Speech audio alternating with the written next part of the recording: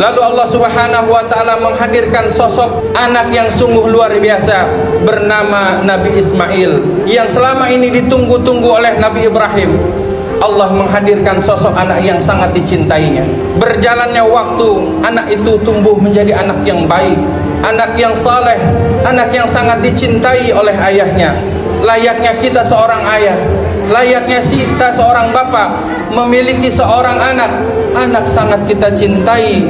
Tapi ujian itu hadir ketika Allah meminta satu yang sangat dicintainya, yakni Nabi Ismail, untuk disembelih.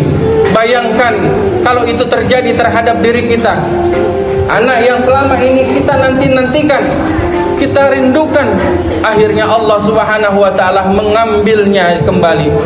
Tapi Nabi Ibrahim alaihissalam saat itu tidak sedih, karena dia meyakini bahwa itu adalah titipan dari Allah Subhanahu wa taala. Kemudian Nabi Ibrahim menyampaikan mimpinya kepada Nabi Ismail alaihissalam. Jawaban yang sangat indah dari seorang anak. Wahai ayahku, ketika itu adalah permintaan dari Allah Subhanahu wa taala, laksanakanlah, kerjakanlah, insya Allah engkau akan mendapatiku sebagai anak-anak yang bersabar. Dua manusia yang agung, seorang ayah yang taat, anak yang sangat kuat, itulah yang dibangun daripada agama Allah Subhanahu wa taala. Detik ini kita menjadi refleksi bahwa apa Ismail kita hari ini. Yang pertama adalah Ismail kita hari ini yang sangat kita cintai adalah harta. Berapa banyak orang yang sangat mencintai hartanya, memiliki harta itu sebuah kebanggaan yang luar biasa. Tapi ketika harta itu tidak dikembalikan ke jalan Allah Subhanahu wa taala, atau bahkan melalaikannya, ketika Allah memanggil Allahu Akbar, Allahu Akbar, nanti dulu, belum selesai kerjaan saya, belum selesai urusan saya, sungguh itu melalaikan.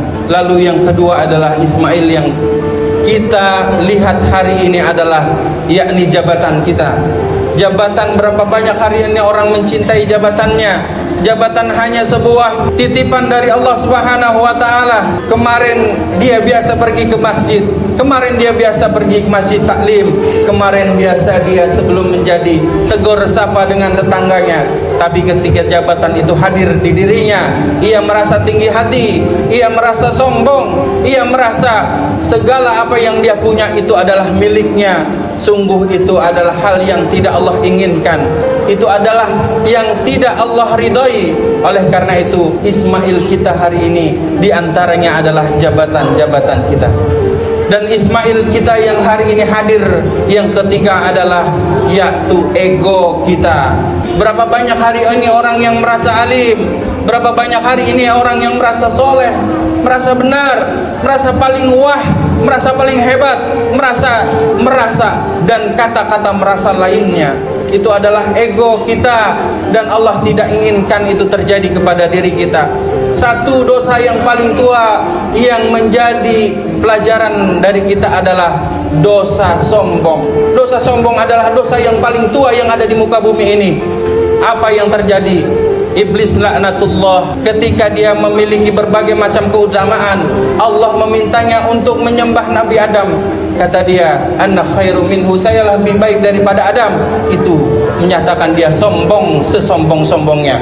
Sombong adalah selendang Allah Subhanahu wa taala. Berapa banyak rumah tangga yang hari ini hancur, bukan hanya sekedar kurang duit, bukan hanya sekedar kurang ekonomi, tapi ego masing-masing orang tuanya.